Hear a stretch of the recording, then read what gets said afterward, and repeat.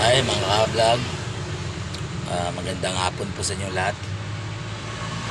Dito muna ako sa gilid ako ng sa gilid ng sa tabi ng dagat. Ayan. Pahinga muna tayo kasi medyo madalang din sa hero eh. Maya pa maglalabasan to mga siguro 4 o 5.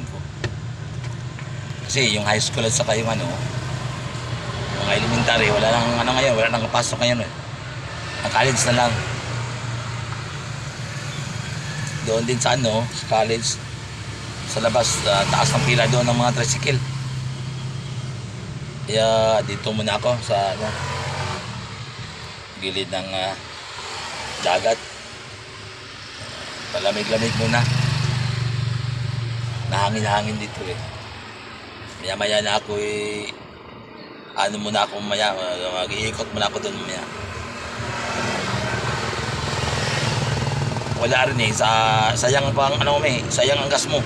Pag mag-ikot ka na ganito na walang pasahero, naubos lang yung gas mo.